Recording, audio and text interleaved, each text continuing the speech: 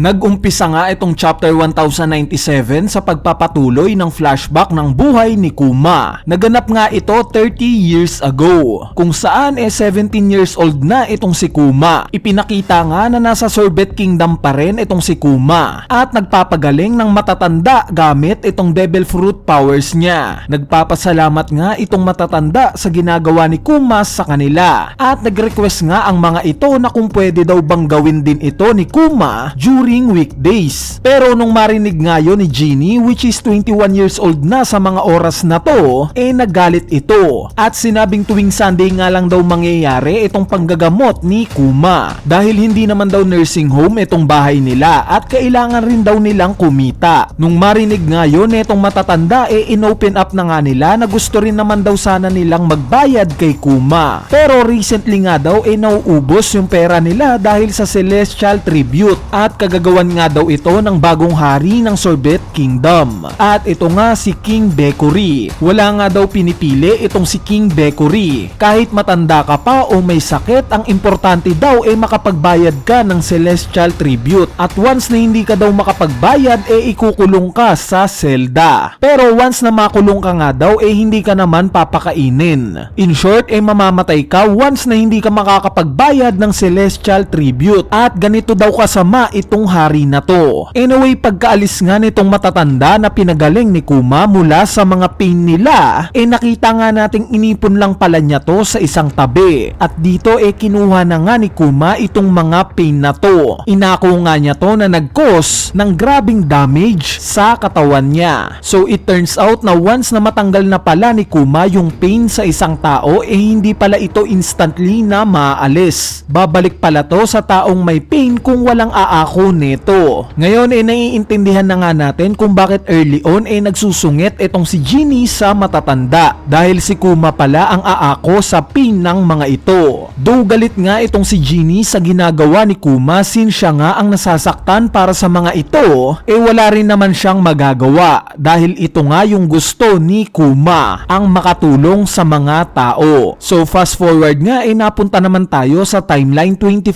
years ago kung saan sa oras nga na to 22 na itong si Kuma at si Genie naman 26 na. Bali nagpasya nga itong si Genie na ayain na sa isang kasal itong si Kuma. Pero nung maalala nga ni Kuma yung sinapit ng tatay niya, tumanggi nga siya sa alok na to ni Genie dahil simply ayaw nga daw niyang maging unhappy ito hanggang sa nabaling nga itong atensyon ni Kuma sa isang balita patungkol sa freedom fighters sa pangunguna ni Dragon. Nabilib nga itong si Kuma kay Dragon at sinabing gusto rin daw niyang maging ganito sa hinaharap, ang makapagligtas ng mga tao. At dito biglang may kumatok sa bahay nila. Ito nga yung dalawang unang nambuli kay Kuma nung bata siya na naging kaibigan din nila. Binigyan nga niya ng pagkain itong sila Kuma. Sa sumunod na panel naman kung saan 22 years ago na mula sa current timeline natin, mas naging masama pa nga itong hari ng Sorbet Kingdom dahil during nga sa mga oras na to hinati niya na itong Sorbet Kingdom sa dalawa, ang North at South. Balak nga ng hari na itong matatanda sa South hulihin at ikukulong. Binigyan nga niya ng kapangyarihan itong mga kawal niya na gawin kung ano man ang gusto nila sa South. Kaya nga during this time nakita natin itong mga kawal ng Sorbet Kingdom na hinuhuli itong matatanda sa South. At syempre dahil sa nakita ito ni Kuma hindi ito pumayag. Kaya naman nilabanan nga niya itong mga kawal na to na nagresulta sa pagkakakulong niya. Bali hindi nga lang siya ang nakulong dahil kasama nga rin niya sa kulungan itong sila Genie at yung mga kaibigan niya na sinubukan naman siyang itakasana sa kulungan. At dito biglang na-realize ni Kuma na nasa brink na ng paghihirap at pagdurusa itong Sorbet Kingdom.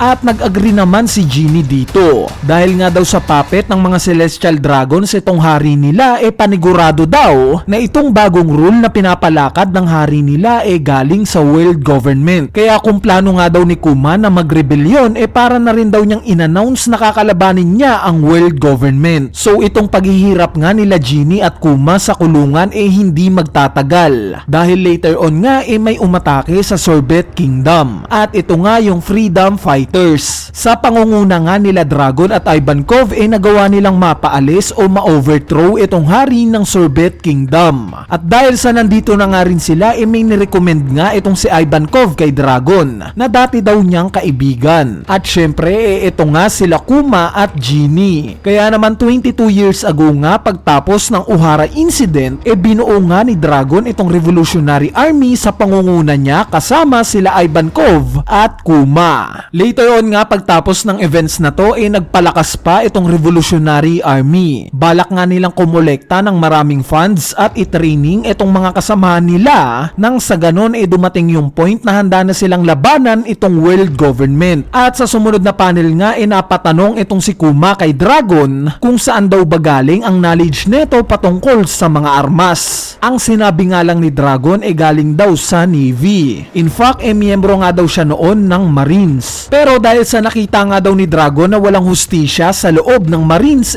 umalis daw ito. At dito nangako na nga si Kuma sa kanya na maaasahan niya ito. Na sinagot naman ni Dragon na hindi daw niya pagsisisihan yung pagsali sa kanila. Bali during nga sa oras na to 22 years ago hanggang 14 years ago kung saan may window time ito na 8 years nagpabalik-balik nga itong si Kuma sa Sorbet Kingdom at sa Revolutionary Army. Hanggang sa dumating nga yung oras 14 years ago sa isang hindi pinangalanang kingdom. Nandito nga si Genie kasama yung army niya na Revolutionary Army. Masaya ngang nagkikwento itong si Genie sa mga kasamahan niya ng patungkol sa pag-iibigan nila ni Kuma. Hanggang sa may biglangang dumating. Though hindi nga natin nakita itong dumating na to since silhouette nga ito obvious naman na ito yung magiging rason ng pagkawala ni Genie. Dahil later on nga pagtapos neto may nagbalita kay Dragon na itong si Genie daw nahuli. At dito na nga nagtatapos itong chapter 1097. Bali ngayon pag-usapan naman natin ang mga pangyayari sa chapter na to. Unahin na natin itong mga unang scene na related kay Kuma. So nakita naman natin, simula nga nung bata pa si Kuma up to this point na tumanda na siya, makikita nga natin yung kabutihan sa puso niya. Lagi nga niyang inuuna yung ibang tao kaysa sa sarili niya. Kumbaga ang priority niya lagi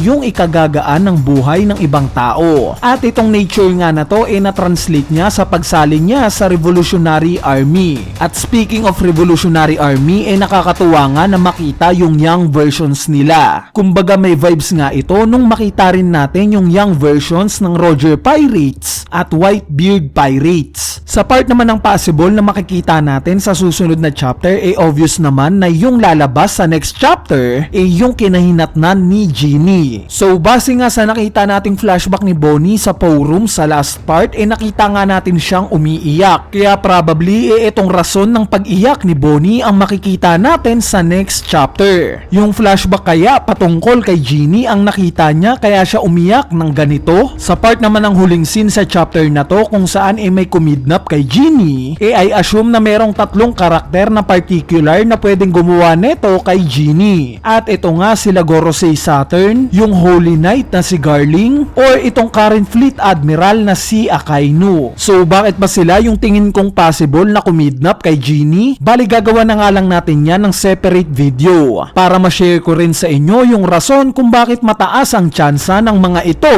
at ano ba yung rason kung bakit si Genie ang tinarget nila. Anyway, ayan na nga yung chapter review natin patungkol sa latest chapter ng manga na chapter 1097. Kung natripan nyo nga itong chapter review natin, wag na kayong mahiyang pindutin yung like button dahil napakalaking tulong na nga niyang like nyo para sa ating channel. So yun lang, peace!